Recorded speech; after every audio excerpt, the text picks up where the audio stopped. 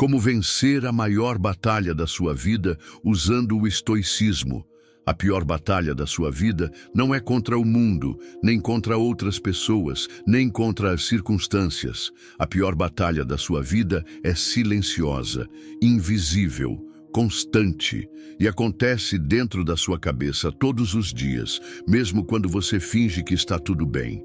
É aquela guerra onde o inimigo conhece todas as suas fraquezas, porque esse inimigo é você. Você tenta manter a calma, mas explode. Tenta ser racional, mas se sabota. Tenta vencer por fora, mas está quebrado por dentro. E o pior de tudo, você aprendeu a esconder isso tão bem que ninguém percebe. Às vezes, nem você percebe mais. A vida se tornou um campo de batalha onde você está sempre cansado, sempre no limite, sempre sentindo que está atrasado, insuficiente, errado. E enquanto o mundo diz que a solução é correr mais, fazer mais, conquistar mais, o estoicismo diz outra coisa. O estoicismo te chama para dentro. Ele te convida a parar de fugir, de culpar, de projetar e te obriga a fazer o que ninguém quer fazer, encarar o inimigo real. Não é uma filosofia para te fazer sentir melhor, é uma filosofia para te tornar mais forte. Ela não está aqui para te agradar, mas para te treinar. Ela não vai te dar promessas vazias, mas vai te dar armas mentais, emocionais, espirituais, ferramentas que os grandes homens usaram em silêncio, enquanto o mundo gritava ao redor deles. A pergunta é, você está pronto para parar de se enganar? Está pronto para parar de buscar fórmulas mágicas e começar a construir uma mente inabalável de verdade? Porque a batalha que você está enfrentando não vai embora, mas você pode aprender a vencê-la. E o estoicismo pode ser o seu caminho. Neste vídeo, você não vai ouvir frases bonitas, vai ouvir verdades duras, vai ser confrontado com suas próprias fraquezas e vai ter a chance de usar isso como combustível para mudar. Não uma mudança de aparência, mas uma mudança de essência, de dentro para fora. Porque enquanto você continuar travando a guerra errada, continuará perdendo. Mas quando você descobrir que a verdadeira guerra é contra tudo aquilo que tenta te dominar por dentro, aí sim você começa a vencer. E é sobre isso que vamos falar agora. O inimigo que nasce com você. Você nasceu sem pedir. Foi jogado num mundo que não fez questão de te explicar nada. Cresceu ouvindo comandos, regras, padrões. Aprendeu que precisava se encaixar. Que tinha que ser bom, obediente, rápido, inteligente, forte. Aprendeu que errar era fracassar, que sentir era fraqueza, que duvidar de si era sinônimo de estar perdido. E assim, sem perceber, começou a batalha. Não aquela que você vê nos filmes, com heróis e vilões, mas uma guerra interna, invisível, que começou no exato momento em que você desenvolveu consciência. Porque foi aí que surgiu o inimigo. E ele nasceu com você. Esse inimigo não tem rosto, não tem nome, mas conhece todos os seus segredos. Ele sabe onde você falha, ele sabe quais são os seus medos, ele sabe exatamente o que dizer quando você está prestes a mudar. E ele sussurra, ele não grita, ele te convence com lógica, te convence com conforto. Ele te protege da dor, mas também te impede de crescer. E a maioria das pessoas passa a vida inteira obedecendo esse inimigo como se fosse um mestre, como se fosse a própria verdade. Desde pequeno, você aprendeu a esconder suas dúvidas, a suprimir seus questionamentos, a calar sua própria voz para se adaptar às vozes dos outros. E com o tempo, essa repressão vai criando uma máscara, uma imagem que você sustenta diante do mundo, mas que não representa quem você realmente é. O problema é que quanto mais tempo você usa essa máscara, mais você acredita que ela é você. E o verdadeiro eu vai ficando sufocado, esquecido, enfraquecido. É assim que o inimigo vence. Ele não precisa te destruir. Ele só precisa te convencer de que você não é capaz de ser você mesmo. Mas o estoicismo não aceita esse jogo. Ele começa exatamente onde a maioria para. Ele te obriga a olhar para dentro com coragem, sem desculpas, sem maquiagem. Ele te mostra que a primeira guerra que precisa ser vencida é contra essa versão distorcida de si mesmo que você construiu para sobreviver e que agora te prende. É um chamado à lucidez, um convite à verdade. Um processo de destruição das ilusões que você aceitou como reais. E nada disso é confortável, mas é necessário. Descartes dizia que tudo o que pode ser duvidado deve ser questionado, porque só assim a mente encontra a verdade. E se você nunca questionou o que pensa sobre si mesmo, se você nunca desafiou as vozes internas que ditam suas escolhas, então talvez você esteja lutando pelo lado errado da guerra. Talvez você esteja alimentando o inimigo enquanto acha que está apenas tentando sobreviver. E é aqui que a filosofia se torna uma arma, quando ela te devolve o poder de escolher a quem você vai obedecer dentro da sua própria mente. Você não vai vencer esse inimigo com motivação, nem com frases prontas, nem com fórmulas de sucesso. Vai vencer com clareza, com repetição, com brutal honestidade, com o silêncio que revela e com o esforço que constrói. Vai vencer quando parar de buscar distração e começar a encarar o desconforto. Vai vencer quando entender que a verdadeira coragem não está em enfrentar o mundo, mas em enfrentar a si mesmo, todos os dias, sem aplausos, sem plateia, sem recompensa imediata. A partir do momento em que você reconhece esse inimigo interno, ele perde força, porque ele depende da sua cegueira para existir. E quanto mais você se observa com sinceridade, mais ele se retrai. Não porque desaparece, mas porque perde domínio. Você não nasceu com um inimigo para ser derrotado. Você nasceu com um campo de batalha interno que precisa ser entendido. Não existe um fim para essa luta, mas existe uma forma de não ser escravo dela. E o estoicismo é o mapa que te mostra esse caminho. Você pode continuar culpando o mundo, ou pode começar a responsabilizar a si mesmo. Pode continuar esperando mudanças externas, ou pode aceitar que o verdadeiro inimigo não está lá fora, mas dentro, e que a vitória começa no instante em que você decide parar de fugir. O dia em que você parou de lutar sem perceber. Você não desiste de uma vez. Ninguém acorda dizendo: hoje eu vou me entregar, hoje eu vou parar de crescer, hoje eu vou deixar minha essência se calar. Não. Isso acontece aos poucos, nos detalhes, nos silêncios que você engole, nas vontades que você sufoca, nas verdades que você evita.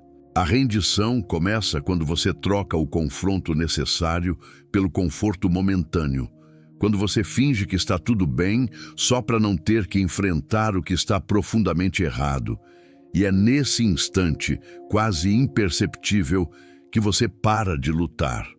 Mas não percebe. O nome disso não é maturidade, é adaptação. E adaptar-se a uma vida que você não escolheu, que você apenas tolera, é um dos maiores venenos da existência. O corpo ainda respira, a mente ainda funciona, mas o espírito está anestesiado. Você cumpre tarefas, cumpre horários, cumpre promessas, mas não vive, não sente, só executa. Como se fosse possível vencer alguma batalha apenas suportando o tempo passar. E o mais perigoso é que esse estado se disfarça de equilíbrio, de estabilidade, de normalidade. Quantas vezes você já se pegou dizendo a si mesmo: é assim mesmo, todo mundo vive assim, já deveria estar acostumado. Frases que parecem maduras, mas são apenas justificativas sofisticadas para o abandono silencioso da própria alma. Não é sabedoria aceitar o insuportável. É medo, medo de recomeçar, de confrontar, de falhar de novo. Mas a verdade é que não há glória alguma em sobreviver a uma vida onde você deixou de lutar por si. Isso não é coragem, é fuga. O estoicismo não te conforta. Ele te acorda. Ele te mostra que o sofrimento não é sinal de derrota, mas que se acostumar com ele é. Marco Aurélio enfrentava dores físicas e responsabilidades sobre-humanas, mas escrevia a si mesmo como quem se recusa a aceitar qualquer desculpa, por mais legítima que pareça. Ele sabia que o maior perigo não era o sofrimento, era a adaptação passiva a ele. Porque quando a dor vira rotina, você começa a justificar sua própria prisão como se fosse um destino e deixa de agir. A filosofia te obriga a revisitar o momento em que você parou de lutar. Porque em algum ponto lá atrás, você fez um pacto silencioso com a mediocridade. Prometeu a si mesmo que não ia mais se machucar, que não ia mais se frustrar, que não ia mais tentar. E esse voto, disfarçado de autoproteção, se tornou a muralha que te separa da sua evolução. Só que agora você não sente mais dor, sente tédio, não sente mais medo, sente apatia, e é assim que se vive sem alma, funcional por fora, morto por dentro. Descartes afirmava que o primeiro passo para encontrar a verdade era duvidar de tudo aquilo que se aceitava sem reflexão. E isso inclui o modo como você está vivendo agora. Você já parou para se perguntar se está realmente lutando ou só fingindo que está? Está se movendo com propósito ou apenas se mantendo ocupado? Está sendo honesto com sua própria consciência ou apenas reproduzindo o que aprendeu a chamar de vida? Não há nada mais trágico do que um guerreiro que se esqueceu da batalha que o formou, que se veste todos os dias, mas sem intenção, que acorda todos os dias, mas sem direção, que fala todos os dias, mas sem verdade. E tudo isso porque em algum ponto do caminho ele se cansou, não descansou, cansou, e em vez de parar para respirar, decidiu parar de lutar. Só que agora o corpo segue, a mente finge e a alma implora em silêncio para que ele volte. Este é o chamado, não para começar algo novo, mas para lembrar quem você era antes de parar, antes de se adaptar, antes de se perder dentro de uma versão suportável de si mesmo. Voltar a lutar não significa ter certezas, significa apenas recusar a inércia. Significa olhar para a dor e dizer: eu ainda estou aqui, eu ainda não terminei. E se você conseguir resgatar esse instante em que parou, você pode usar ele como ponto de virada.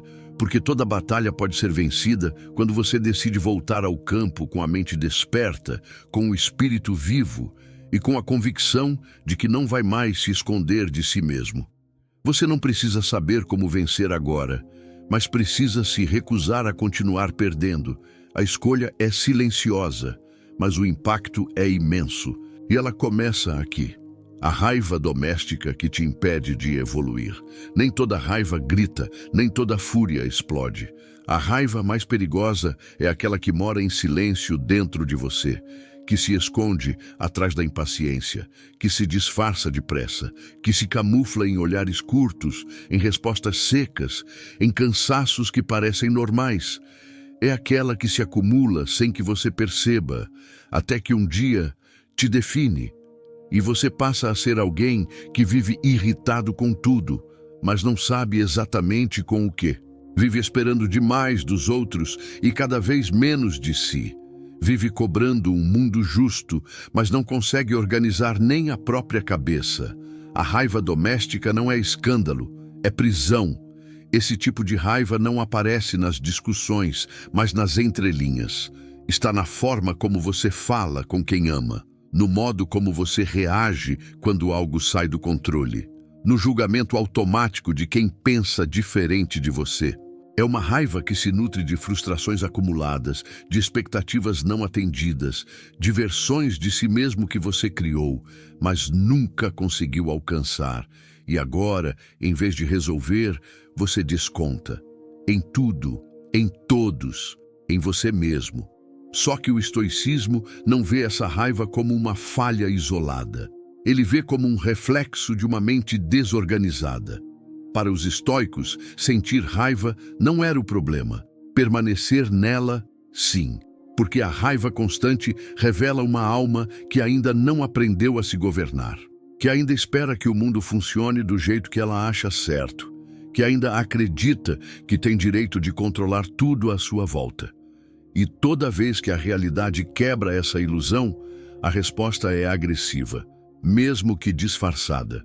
Epicteto dizia que ninguém te irrita, você escolhe se irritar. Parece duro, quase ofensivo, mas é libertador, porque quando você entende que é o único responsável pelo que acontece dentro da sua cabeça, você para de terceirizar sua paz. Você começa a perceber que não é o barulho externo que te tira do eixo, é a fragilidade da estrutura interna. E que cada vez que você responde com raiva ao imprevisto, está apenas mostrando que ainda é refém das suas emoções. E o mais irônico, a raiva que você alimenta como escudo, na verdade, te fragiliza. Ela te torna previsível, vulnerável, fraco, porque basta alguém te provocar para roubar sua paz. Basta um erro pequeno para desestabilizar sua rotina. Basta uma crítica para fazer você duvidar de tudo. O verdadeiro guerreiro estoico não se abala por tão pouco. Ele sente, mas escolhe. Ele percebe, mas não reage no impulso. Porque sabe que o verdadeiro poder não está em vencer o outro, mas em não ser vencido por si mesmo. Essa raiva silenciosa que você carrega não é culpa sua. Ela foi construída pela vida, pela pressão, pela solidão, pela injustiça. Sim, você foi ferido. Sim, você foi traído. Sim, você foi desvalorizado. Mas agora, você precisa escolher o que vai fazer com tudo isso. Vai usar como desculpa para continuar atacando todo mundo ou vai transformar em combustível para crescer? Descartes defendia que a clareza nasce da dúvida organizada. Se você nunca se perguntou por que está sempre impaciente, se nunca refletiu sobre o que essa irritação crônica está tentando esconder, então talvez esteja vivendo em piloto automático, reagindo a tudo, dominado por tudo, mesmo achando que está no controle. E esse é o ponto mais perigoso. Quando a raiva vira parte da sua identidade, quando você já nem se incomoda mais com ela porque ela virou o normal. Só que o normal não está funcionando. Você quer evoluir? Então vai precisar desinstalar essa raiva que vive em silêncio dentro de você. Vai precisar reaprender a respirar quando tudo der errado. Vai precisar parar de usar seu tom de voz como arma, sua indiferença como castigo, sua pressa como justificativa. Vai precisar aceitar que enquanto você continuar preso à própria raiva, sua evolução será sempre limitada. E não importa o quanto você estude, treine, medite ou leia. Porque a raiva ocupa um espaço precioso na mente que poderia estar sendo usado para construir paz, clareza e direção. Liberte-se da ideia de que essa raiva é parte de você. Ela é apenas uma resposta que você aprendeu. E tudo o que é aprendido pode ser desaprendido. Você pode reconstruir a forma como lida com o mundo, com as pessoas, com os erros e principalmente consigo mesmo. Você não precisa mais da raiva como proteção, você precisa de lucidez como escudo, você precisa de razão como espada e precisa, acima de tudo, de paz como armadura, porque o mundo já é agressivo o suficiente. Se você também for, quem vai te salvar? O mito do controle total e a mente escrava do resultado. Você foi ensinado a acreditar que precisa controlar tudo, que a chave da paz está em prever, planejar, dominar. Que só assim a vida anda, só assim você vence, só assim você não sofre. Mas essa crença é uma armadilha sofisticada, porque quanto mais você tenta controlar tudo, mais você se frustra. E quanto mais você se frustra, mais tenta controlar. Até que sua mente se transforma numa máquina de antecipar desastres, evitar riscos, manipular variáveis e se punir quando o mundo não obedece ao seu roteiro mental. É nesse ciclo que nasce a escravidão do resultado. Você não age mais por convicção. Age por medo de errar. Não se movimenta mais com liberdade, se movimenta com ansiedade. Toda ação vira um teste, toda escolha vira pressão, todo passo vira um risco de fracasso. Porque você condicionou sua paz a um único critério. Tudo precisa sair como você imaginou. E se não sair, algo está errado com você. Só que a realidade não trabalha para o seu ego. Ela não te deve previsibilidade. Ela não te oferece garantias. E o estoicismo entende isso com uma clareza brutal. Os estoicos dividiam a vida em dois territórios: o que está sob seu controle e o que não está. E sua única responsabilidade é com o primeiro. Pensamentos, escolhas, atitudes, reações, isso é seu. O resto, não. E tudo que não é seu, deve ser entregue, deixado, renunciado, não por fraqueza, mas por lucidez. Porque tentar controlar o que não depende de você é como travar uma guerra contra o vento. Você se cansa, se fere, se ilude e ainda acha que está fazendo o certo. A mente escrava do resultado vive em tensão constante. Ela interpreta cada situação como um campo de batalha onde só existem duas opções: vitória ou fracasso.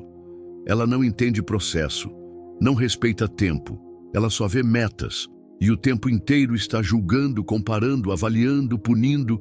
Você não consegue mais viver o agora porque está sempre projetado no depois, sempre cobrando de si uma performance perfeita, sempre sabotando o presente com a ansiedade do futuro. Descartes nos ensina a duvidar das construções mentais que se sustentam apenas pela repetição. E essa obsessão por controle é uma delas. Você nunca parou para perguntar: por que preciso tanto garantir o resultado? Por que me sinto em paz apenas quando tudo está sob minha régua? O que há por trás dessa necessidade de previsibilidade? Medo de ser rejeitado? Medo de parecer fraco? Medo de não ser suficiente? O desejo de controle absoluto esconde uma insegurança profunda.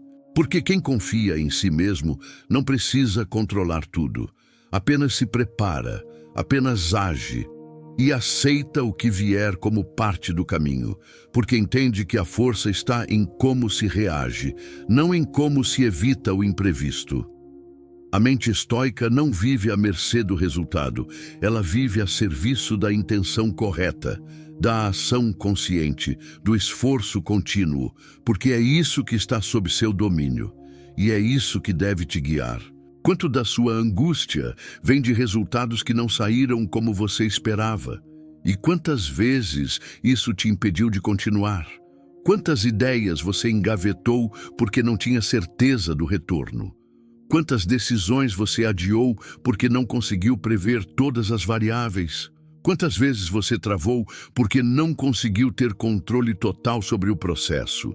Você não precisa de mais controle, precisa de mais coragem. Coragem para agir sem saber tudo. Coragem para aceitar que o mundo é imprevisível e que você vai falhar. Coragem para entender que sua responsabilidade termina no esforço e que o resto é vida, é fluxo, é caos. E tudo bem. Vencer essa batalha significa aceitar a liberdade de não ter controle. Significa parar de condicionar sua paz à perfeição. Significa agir com excelência, mas entregar o resultado. Porque a mente livre não é aquela que garante o sucesso. É aquela que continua mesmo diante do incerto, que não se paralisa, que não desiste, que não se sabota quando o retorno não vem. E é nesse ponto que o estoicismo se torna libertação. Ele te ensina a ser fiel à sua virtude e não aos seus resultados. Se você não abandonar o mito do controle total, vai continuar vivendo preso dentro de uma prisão que você mesmo construiu. E cada vez que o mundo te desobedecer, você vai se desestabilizar. Não porque a realidade está errada, mas porque a sua expectativa está doente. E enquanto você insistir em controlar tudo, vai continuar sendo escravo daquilo que jamais te pertenceu. A espiritualidade racional como fonte de força silenciosa. Você pode não acreditar em religião, pode rejeitar dogmas, pode ter se afastado de toda forma de fé depois de tantas decepções, hipocrisias e contradições. Mas existe uma força que vai além disso. Uma força que não precisa de rituais nem de templos, que não se veste de fanatismo nem de promessas vazias. Uma força que nasce da compreensão de que há uma ordem por trás do caos, uma inteligência no aparente absurdo, uma direção invisível guiando o que parece sem sentido.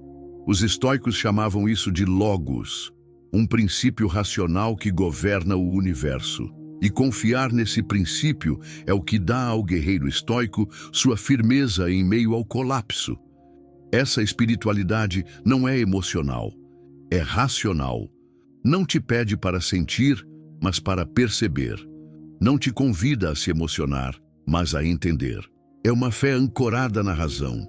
Uma confiança que nasce não da emoção, mas da lógica.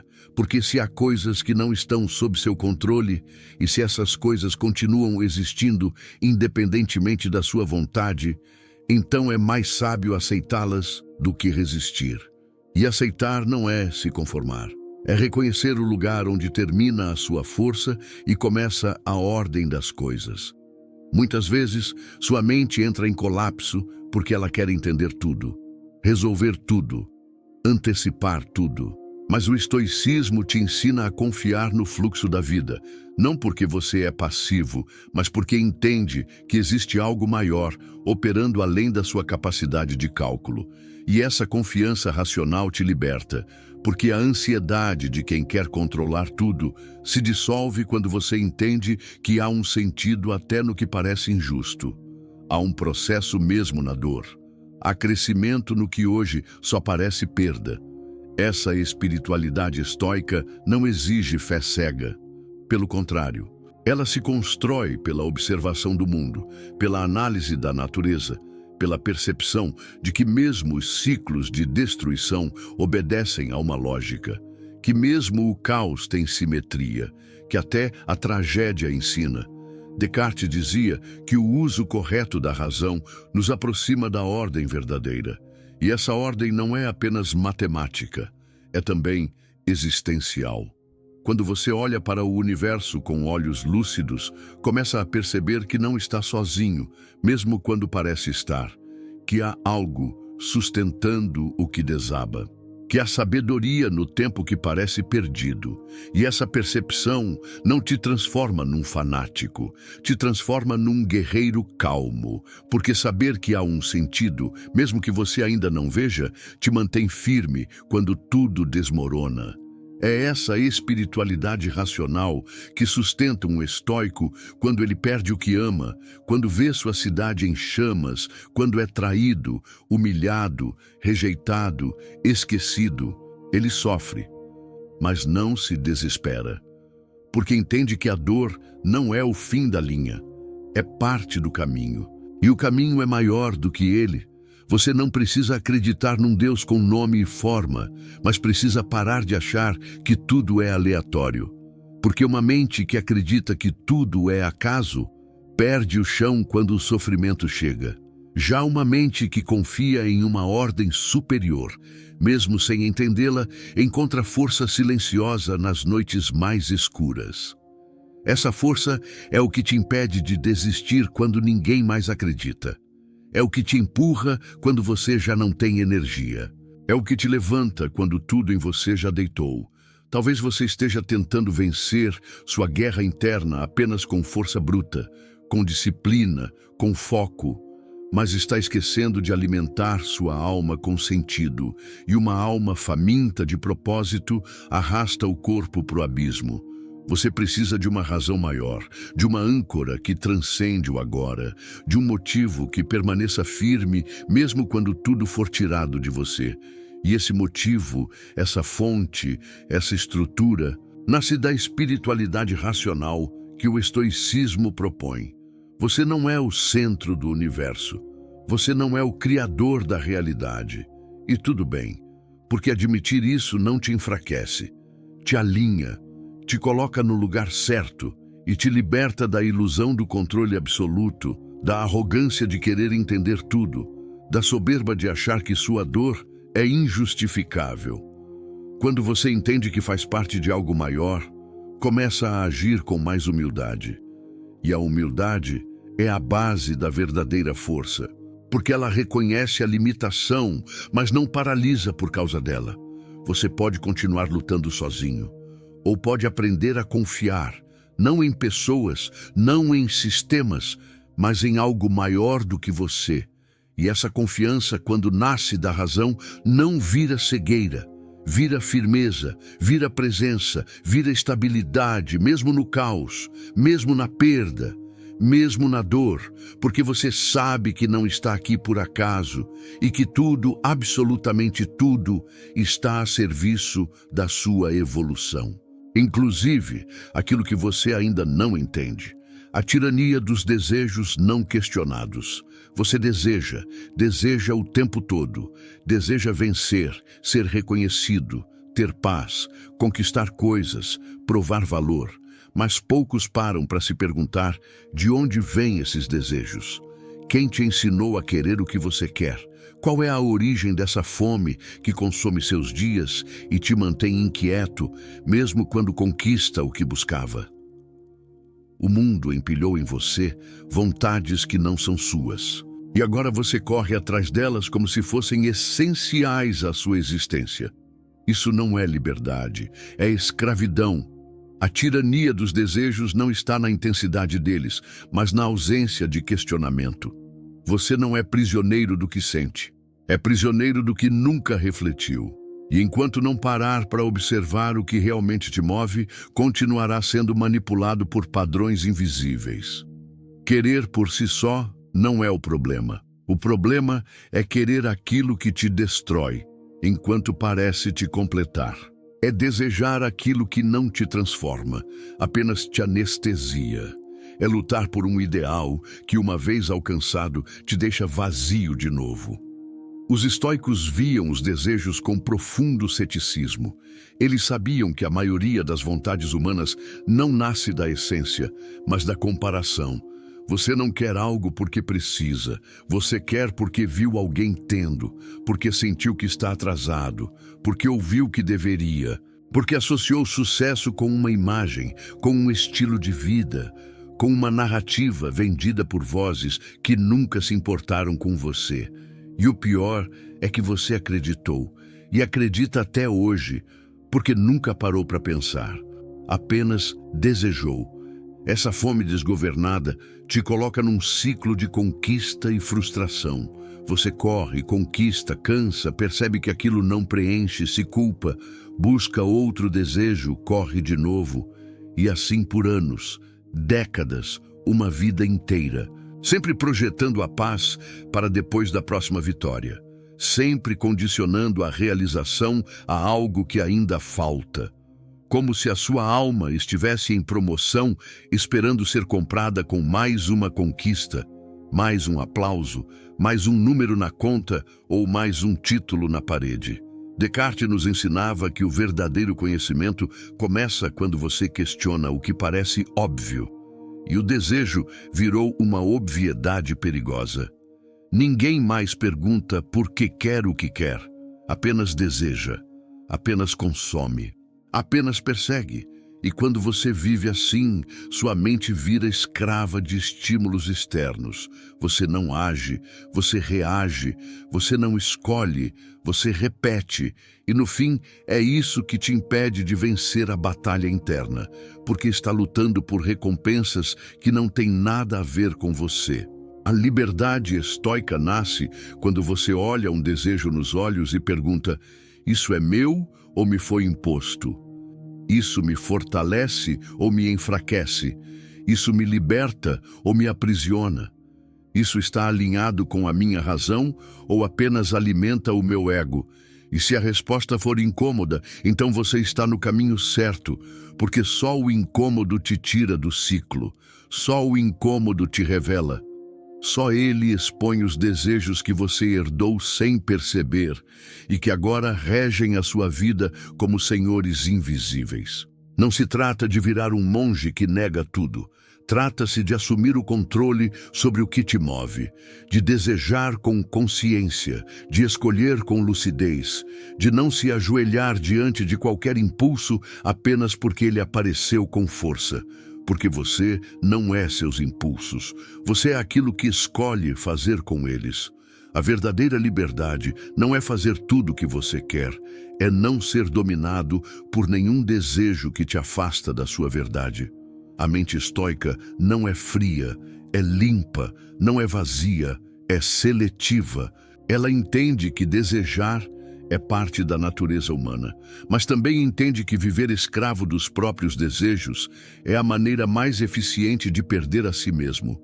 E perder a si mesmo é a derrota final, porque depois disso, nada que você conquistar faz sentido, nada que você exibir alivia, nada que você alcançar cura.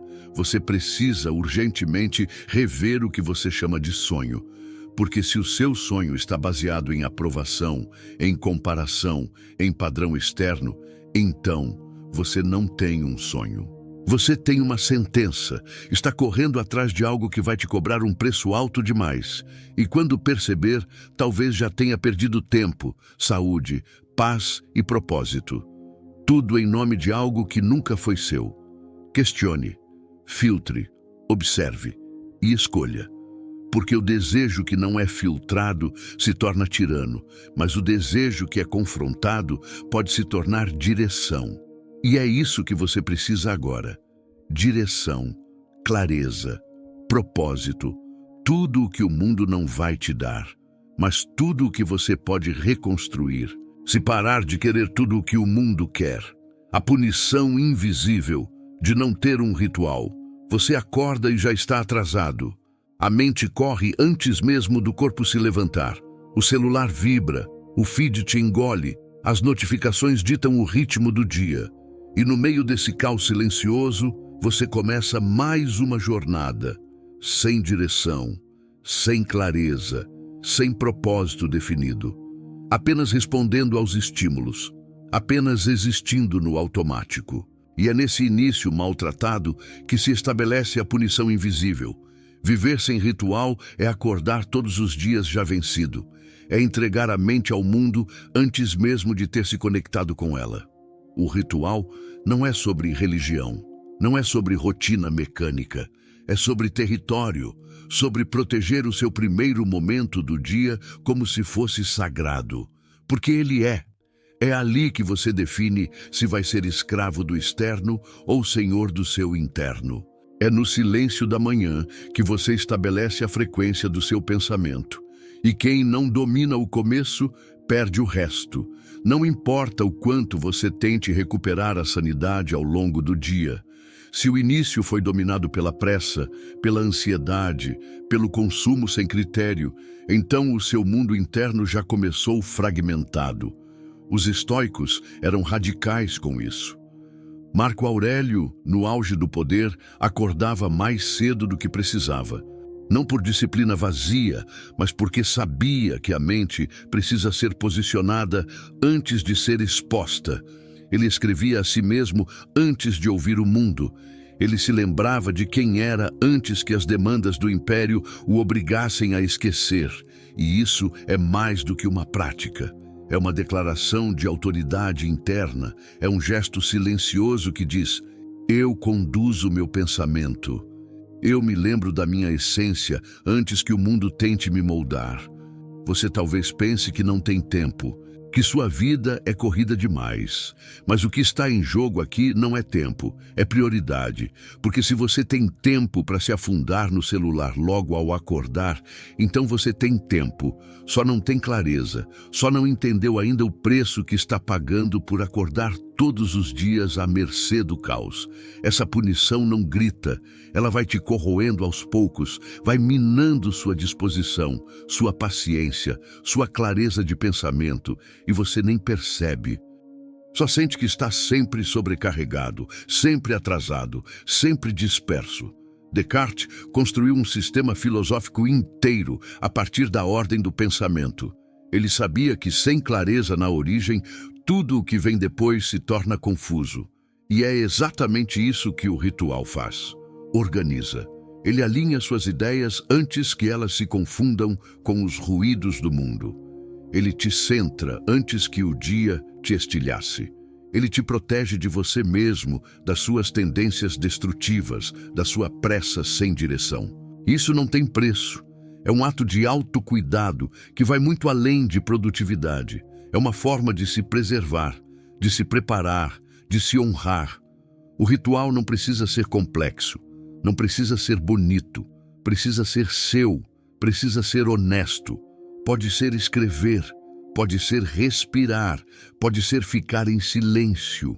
O importante é que seja um território onde ninguém toca. Um lugar onde você se encontra antes de se perder nos papéis que o dia vai exigir. Porque a batalha que te espera lá fora só pode ser vencida se você já estiver inteiro por dentro. A ausência de ritual é um convite ao desequilíbrio. É uma brecha que você abre todos os dias e por onde entram a ansiedade, a dúvida, a irritação. É como começar uma guerra sem armadura, sem estratégia, sem direção, e depois se perguntar por que tudo está dando errado. O problema não é o dia, é como você se preparou para ele, ou pior, como você não se preparou. Você não precisa mudar sua vida inteira agora, mas precisa, com urgência, reivindicar o início do seu dia, transformar os primeiros minutos em território sagrado, em território estoico. Porque é nesse espaço, silencioso e firme, que você começa a construir a versão de si mesmo que será testada pelo caos. Não espere estar calmo para começar. Comece para aprender a estar calmo. O ritual é o primeiro ato de resistência contra o descontrole, e todo guerreiro que se respeita começa o dia em silêncio, não em fuga. O luxo de ficar ofendido. Ficar ofendido virou status, um sinal de que você se importa, de que você tem princípios, de que está atento. Mas o que parece consciência, muitas vezes, é apenas fragilidade disfarçada. Porque a verdade é que se ofender com tudo, o tempo todo, não é força, é vulnerabilidade emocional mal resolvida, e o estoicismo não negocia com isso. Ele te mostra sem anestesia que viver ofendido é um luxo que uma mente em guerra não pode se permitir. Porque enquanto você se afeta com tudo, você não domina nada. Você se ofende com o tom, com a escolha de palavras, com o olhar, com o silêncio, com o que disseram e com o que não disseram. E sem perceber, transforma tudo ao seu redor numa ameaça. Tudo se torna pessoal. Tudo vira crítica, tudo machuca. Mas o problema não está nos outros, está na sua interpretação. E a mente que interpreta tudo como ataque vive em estado constante de tensão. Ela está sempre pronta para se defender, mas nunca preparada para avançar. Porque está ocupada demais, se protegendo de dores que ela mesma inventou.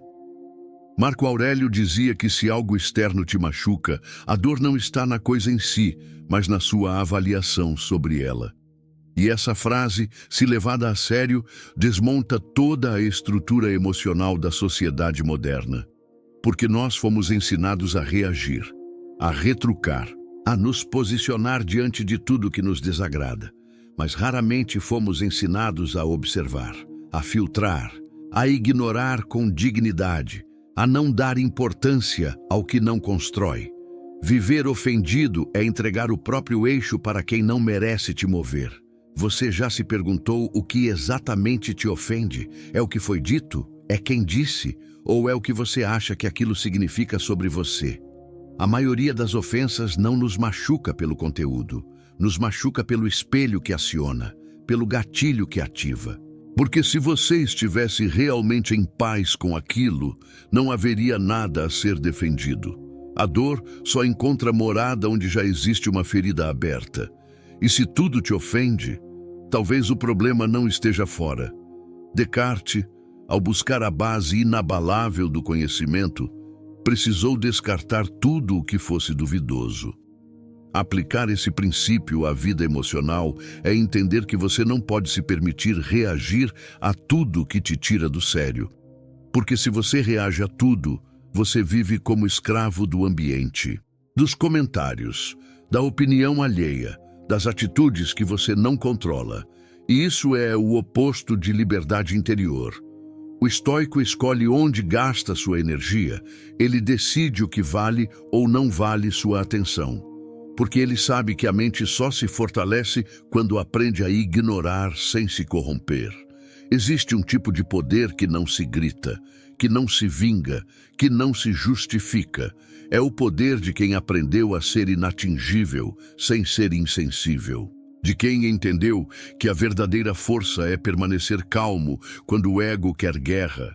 E essa calma não é passividade, é soberania, é domínio, é estratégia. Não se trata de aceitar tudo, mas de não deixar que tudo te defina. Nem tudo que te incomoda precisa ser respondido. Nem toda provocação merece sua atenção. Nem toda opinião é digna de ser debatida. Você não precisa concordar com tudo, mas precisa, com urgência, parar de permitir que tudo te afete. Porque enquanto você vive reagindo, vive à mercê de forças que não te respeitam. E quando você reage, entrega o seu centro. Quando se ofende, entrega o seu poder. Quando se justifica, entrega sua autonomia. É preciso recuperar isso, com lucidez, com frieza racional, com a serenidade de quem sabe que não deve satisfação a ninguém além da própria consciência. A batalha mais difícil não é contra quem te ataca. É contra a vontade de reagir quando você já sabe que reagir é se perder. É preciso maturidade emocional para se manter firme diante da provocação, para ouvir e não se abalar, para observar e não reagir, para sentir a ofensa chegando e deixá-la passar, porque você entendeu que ela só entra se você abrir a porta. E o estoico, que luta batalhas internas muito maiores, não desperdiça força com combates inúteis. Você está em guerra por clareza, por equilíbrio, por domínio sobre si. E não existe nada mais perigoso para essa missão do que uma mente que se ofende com facilidade. Porque cada vez que você se sente pessoalmente atacado, você se esquece do que está realmente construindo. E toda distração emocional rouba sua presença, sua visão, sua força. Você precisa se blindar, não com frieza, mas com discernimento. Você precisa aprender a ouvir, a ver, a sentir e não se desorganizar por isso. O silêncio, nesse caso, é mais do que sabedoria, é sobrevivência mental. Não porque você está fugindo da verdade, mas porque já entendeu que a verdade não precisa ser defendida com gritos, ela se sustenta sozinha. E você, se quiser vencer, precisa aprender a fazer o mesmo. A voz que te sabota vestida de lógica. Existe uma voz dentro de você que não grita. Ela sussurra, ela argumenta. Ela parece sensata. Usa a razão como escudo e o medo como bússola. Essa voz é perigosa porque não soa como inimiga. Ela se apresenta como prudência, como cautela, como realismo. Mas na prática, ela está te prendendo num ciclo de autossabotagem silenciosa. E o pior, você acredita nela. Acha que está sendo racional quando, na verdade, está sendo dominado por uma lógica que te paralisa. Essa voz te convence de que ainda não é o momento certo, de que falta algo, de que você precisa de mais preparo, mais segurança, mais aprovação. Ela te mostra todos os riscos, todas as possibilidades de erro, todos os exemplos de quem tentou e falhou. E você ouve, e você aceita, e você recua, achando que está tomando uma decisão inteligente, quando na verdade está cedendo à covardia camuflada. O estoicismo ensina que o maior obstáculo não está fora, mas na maneira como você interpreta os desafios. E essa voz interna, disfarçada de lógica, se infiltra exatamente aí, na sua interpretação. Ela molda a realidade a partir do medo, pega fatos isolados e constrói narrativas completas sobre por que não vai funcionar, por que você não é capaz, por que é melhor esperar. E você segue alimentando essa versão distorcida da razão como se estivesse sendo sábio. Mas não está sendo sábio, está sendo dominado. Descartes defendia que a razão verdadeira só se sustenta quando passa por um processo rigoroso de dúvida. Você já duvidou da sua própria lógica? Já questionou os argumentos que sua mente usa para te convencer a parar, a evitar, a desistir? Ou você tem aceitado tudo como verdade só porque parece racional? A autossabotagem moderna não aparece como descontrole. Ela aparece como argumentação sólida. É uma prisão construída com frases que fazem sentido, mas que não sustentam sua evolução. Quantas vezes você teve uma ideia que te empolgou, que fez seu coração acelerar, que despertou em você uma vontade real de mudar? E poucos minutos depois, você mesmo a destruiu com justificativas frias? Quantas vezes essa voz te paralisou com medo de julgamento, medo de errar, medo de não ser bom o bastante? Quantos planos você abandonou, não porque eram ruins, mas porque essa voz te convenceu de que você ainda não estava pronto? Essa voz não quer sua destruição, ela quer sua proteção, mas é uma proteção tóxica, super protetora. Uma blindagem que te isola de tudo o que pode dar errado e, com isso, te impede de viver tudo o que pode dar certo. É como um pai que ama tanto o filho que nunca o deixa sair de casa. E o amor, nesse caso, vira prisão. Você precisa entender que nem toda lógica interna é verdade, nem todo pensamento é confiável, nem toda explicação que a sua mente oferece serve à sua evolução. O estoico confronta essa voz todos os dias. Ele ouve, mas não obedece automaticamente. Ele analisa, questiona, reestrutura. Porque sabe que o maior perigo não está no mundo, mas na forma como ele filtra o mundo. E esse filtro é constantemente sabotado pelo medo travestido de racionalidade. Não há vergonha em sentir medo, mas há ruína em obedecer cegamente tudo o que o medo diz. Você precisa aprender a identificar essa voz, dar nome a ela, ouvi-la sem ser comandado por ela. Você precisa desenvolver uma razão que não se baseia no medo, mas na verdade. Uma lógica que te empurra para frente, não que te convença a ficar parado. Você precisa parar de dar ouvidos apenas ao que te mantém seguro e começar a escutar o que te confronta, o que te tira da zona de conforto, o que te obriga a crescer. A liberdade mental começa quando você entende que pode escolher qual voz vai seguir e que a voz mais alta nem sempre é a mais sábia. Muitas vezes a verdade é sussurrada. Ela não insiste, ela apenas existe e espera que você esteja pronto para ouvi-la. Enquanto a sua lógica continuar sendo guiada pelo medo, você será escravo da autossabotagem mais sofisticada que existe.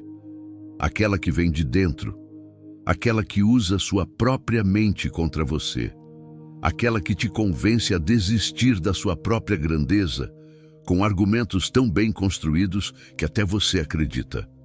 A disciplina como linguagem do amor próprio. Existe uma imagem errada sendo vendida todos os dias, a de que disciplina é dureza, opressão, castigo. Como se colocar limites fosse se agredir, como se manter a constância fosse um sinal de rigidez doentia, mas a verdade é o oposto. A disciplina, quando nasce da consciência, é a forma mais profunda de amor próprio, porque ela não existe para te punir. Ela existe para te proteger, para te alinhar, para garantir que você continue sendo quem prometeu ser mesmo quando ninguém está olhando. Você já reparou como é fácil se tratar mal em nome da liberdade? Dormir tarde, comer o que quiser, abandonar a rotina, deixar tudo para depois e chamar isso de me escutar, de me respeitar, de viver o momento. Mas o que parece autocuidado Muitas vezes é autossabotagem disfarçada de autocompaixão. E quando você cede ao que sente no curto prazo, acaba construindo no longo prazo uma vida que não respeita os seus próprios sonhos. Porque quem só segue o que sente, abandona o que escolheu.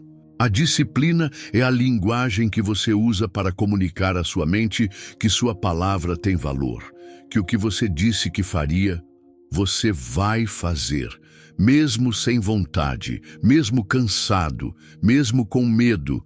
E esse compromisso com o que você decidiu é o que começa a curar as partes da sua identidade que ainda duvidam de você. Porque a sua autoestima não nasce de frases bonitas. Ela nasce da repetição de ações alinhadas com quem você quer ser. Marco Aurélio escrevia a si mesmo como forma de lembrar que ele não era especial, que ele precisava treinar a mente todos os dias, que a tentação de se perder era constante e que o imperador dentro dele precisava ser mantido firme com pequenas escolhas diárias. Ele entendia que a disciplina era o pilar da sanidade, que sem ela até o mais sábio se tornava volátil. E é isso que falta para muitos hoje. Não é mais conhecimento, é compromisso com o básico. Você quer crescer? Então vai ter que aprender a fazer o que precisa ser feito mesmo quando não sente vontade. Vai ter que aceitar que não vai estar sempre motivado, inspirado, entusiasmado, e tudo bem, porque o que constrói não é o pico de emoção. É a constância, é acordar e fazer, é repetir, é falhar e ajustar, é cair e continuar. A disciplina é o solo onde a transformação real acontece. Não há mágica, há repetição inteligente. Descartes dizia que toda estrutura sólida parte de uma fundação clara. E a disciplina é essa fundação. Sem ela, qualquer insight vira poeira, qualquer ideia vira ilusão. Qualquer promessa vira frustração. Você precisa de estrutura mental para sustentar o que deseja construir. E isso não vem da motivação, vem da decisão, da escolha consciente de ser um só, mesmo quando tudo dentro de você oscila. Não confunda rigidez com firmeza. Disciplina não é se maltratar, é se respeitar. É saber que sua melhor versão não vai aparecer do nada. Ela precisa ser cultivada, regada, protegida. E isso dói. Isso exige renúncia. Exige dizer não a prazeres imediatos. Exige ficar em silêncio quando o mundo quer barulho. Exige trabalhar quando o corpo quer pausa. Exige silêncio interno quando os pensamentos querem tumulto. Mas toda essa exigência não é opressão, é cuidado, é presença, é maturidade. A disciplina é a ponte entre a intenção e a realidade. Ela traduz o que você quer em movimento real. E enquanto você continuar tratando a disciplina como inimiga, vai continuar se traindo nas pequenas coisas. E quem se trai no micro, nunca constrói o macro. A vitória começa nos detalhes, na hora que você levanta, no que você come, no que você decide ignorar, no que você insiste em fazer mesmo quando está difícil. Você não precisa virar uma máquina, mas precisa parar de se tratar como um boneco solto nas mãos das emoções. Você é mais do que o que sente, você é o que escolhe. E a disciplina é a afirmação prática dessa escolha. Todos os dias, de forma imperfeita, mas de forma real. Amar a si mesmo não é se permitir tudo, é se proteger daquilo que te afasta de quem você nasceu para ser. E a disciplina, longe de ser uma prisão, é exatamente essa proteção. O escudo invisível que você constrói com ações firmes, não para provar nada para ninguém, mas para manter o acordo com sua própria consciência. A liberdade que nasce quando você se torna seu próprio general. Você passou a vida inteira esperando que alguém te liderasse, alguém que dissesse o que fazer, alguém que te inspirasse, alguém que organizasse o caos que existe dentro de você. Mas essa espera silenciosa se transformou numa prisão disfarçada. Porque enquanto você espera um comandante, um mentor, uma figura de autoridade que te guie, você segue paralisado, sem perceber que a única liderança capaz de libertar a sua mente é a que você exerce sobre si mesmo. E a maior conquista de um ser humano é se tornar o próprio general. Ser o seu próprio general não é ser duro com você o tempo todo. É ser firme quando for necessário. É saber separar a emoção que te sabota da razão que te salva. É assumir responsabilidade total pela sua trajetória. E isso exige coragem. Porque é muito mais fácil terceirizar o comando, colocar a culpa nos pais, no governo, no chefe, no passado, na falta de tempo, na ausência de oportunidade. Muito mais fácil ser soldado da vida do que comandante da própria existência. Só que o preço dessa escolha é alto demais. Uma vida sem direção, sem estrutura, sem identidade. Marco Aurélio era imperador, mas usava seus diários como campo de batalha interno. Ali, ele dava ordens a si mesmo, se lembrava do que era essencial, cortava o que era supérfluo e, acima de tudo, assumia o controle sobre sua mente. Ele entendia que nenhum exército obedece a um líder instável, e a sua alma é o seu exército. Se você não sabe se comandar, ela se divide, ela se sabota, ela se dispersa. Você perde sua força porque está tentando agradar a todas as partes internas ao mesmo tempo, sem estabelecer uma hierarquia clara de decisão. Você precisa tomar o controle. Precisa estabelecer disciplina emocional. Precisa aprender a dar uma ordem interna e cumprir. Não porque alguém está te olhando, mas porque você entende que não há progresso onde não há comando. Ser seu próprio general significa decidir o que importa, estabelecer missão, criar estratégia e, principalmente, manter a tropa mental em ordem mesmo quando a guerra externa parecer invencível. Descartes buscava uma estrutura mental tão sólida que pudesse sustentar qualquer verdade com base em razão e clareza. Esse é o papel do general: construir uma base inabalável. E você precisa urgentemente fazer isso dentro de si. Precisa parar de ceder a cada impulso. Parar de mudar de direção toda vez que o medo aparece.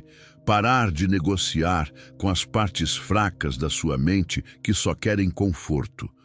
O general não pergunta se o soldado está com vontade. Ele dá a ordem certa, na hora certa, e a executa. E quando você se torna esse comandante, tudo muda. Você não precisa mais de motivação externa. Você não depende de validação. Você não precisa de ninguém dizendo o que fazer, porque a sua voz interna é clara, firme, coerente. E essa voz, que antes era frágil e confusa, agora conduz, direciona, protege. Ela vira seu guia silencioso. E o caos perde o poder, porque você parou de ser só mais um reagente da vida e começou a ser um agente ativo da sua transformação. Ser seu próprio general não significa nunca descansar. Significa saber quando descansar. Significa parar porque é estratégico, não porque é fuga. Significa ser duro na hora certa e compassivo quando necessário. Significa tratar a si mesmo como alguém que carrega uma missão inegociável. E isso te dá liberdade, liberdade real, liberdade de não depender mais do caos, da motivação, da opinião dos outros, da agenda externa, liberdade de agir com base naquilo que você sabe que precisa ser feito, mesmo quando tudo dentro de você quer ceder. Enquanto você for apenas um soldado emocional, vai continuar se movendo por instinto, se arrastando por impulsos, esperando que a vida te diga para onde ir. Mas o estoicismo te chama para outra postura, te chama para liderança interna, te chama para ordem, estrutura, lucidez. E essa liderança, quando bem exercida, não só transforma a sua vida, ela transforma quem você é. Você não precisa mais esperar ser liderado. Já passou da hora de se levantar e assumir o posto que sempre foi seu. Porque enquanto você não se comanda, qualquer ruído te dirige. E a alma que se perdeu no campo de batalha da vida só se reencontra quando encontra um líder firme dentro de si. Sua dor pode ser um santuário de força ou um cemitério de desistências. A dor que você carrega não é apenas um sintoma, é um altar. Um lugar sagrado onde ou você se ajoelha para ser reconstruído, ou onde você cava a própria cova e se enterra vivo todos os dias. A forma como você interpreta essa dor define o destino da sua alma, porque o que machuca pode te quebrar ou pode te forjar. Pode ser o motivo da sua paralisia ou a origem da sua transformação. Mas o que determina isso não é a intensidade da dor, é a escolha que você faz diante dela. Você pode usar a dor como desculpa, pode se esconder atrás dela, pode construir um discurso sobre tudo o que deram errado com você. Pode repetir, até o fim da vida, as razões pelas quais você não conseguiu. E isso vai fazer sentido, vai soar justo, vai gerar empatia, mas também vai te manter preso. Vai consolidar o fracasso como parte da sua identidade. Vai transformar a sua história numa narrativa de perda, onde o protagonista deixou de lutar ainda com vida. Ou você pode olhar para a dor como um chamado, como um portal, como uma interrupção necessária no fluxo superficial da sua rotina. Porque a dor tem esse poder, ela te para, te cala, te quebra, mas também te obriga a olhar para dentro, a questionar tudo, a reorganizar suas prioridades, a encarar o que você evitou por tempo demais. A dor, quando compreendida, não é o fim, é o começo de uma reconstrução que jamais aconteceria na calmaria. Marco Aurélio escrevia que o que se coloca no caminho torna-se o caminho, e isso vale especialmente para o sofrimento. A dor não é o obstáculo, é o território da batalha real, o campo onde você se encontra ou se perde, o lugar onde você finalmente entende que as máscaras caem, os atalhos acabam e tudo que resta é você, nu diante da verdade. E nesse momento, ou você escolhe se levantar com propósito, ou escolhe se deitar com desculpas. Descartes desconstruiu tudo o que sabia para encontrar o fundamento da verdade. E você precisa fazer o mesmo com a sua dor.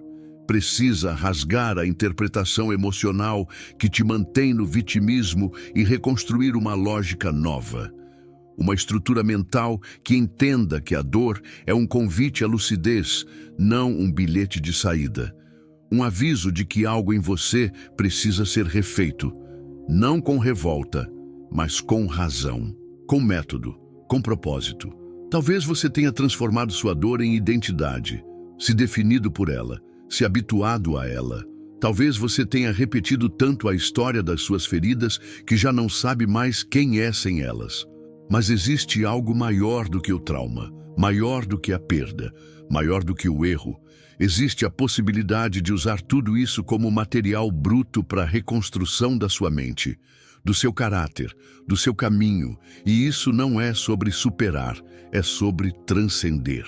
Superar ainda carrega a ilusão de esquecer. Transcender é olhar com clareza e dizer: isso me formou, mas não me define. Isso me atingiu, mas não me destruiu. Isso me marcou, mas agora me impulsiona.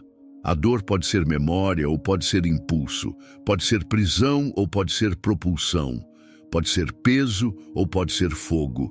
Você escolhe o que ela será.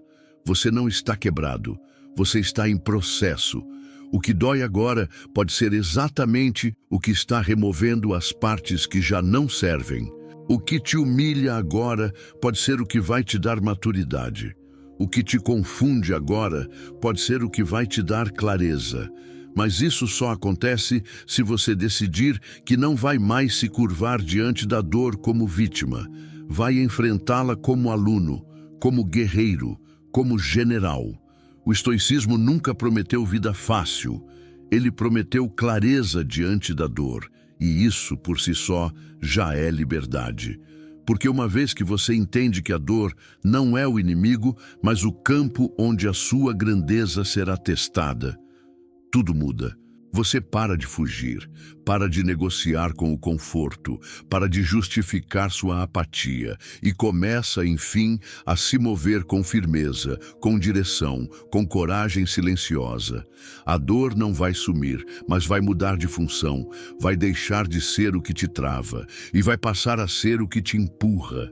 Vai deixar de ser o que te consome e vai passar a ser o que te esculpe, vai deixar de ser o que te paralisa e vai passar a ser o que te molda. Esse é o fim da linha para quem decide continuar igual, mas é o começo de um novo ciclo para quem decide usar a dor como degrau. Sua dor pode ser um cemitério de desistências ou um santuário de força. Você decide agora o que ela vai se tornar.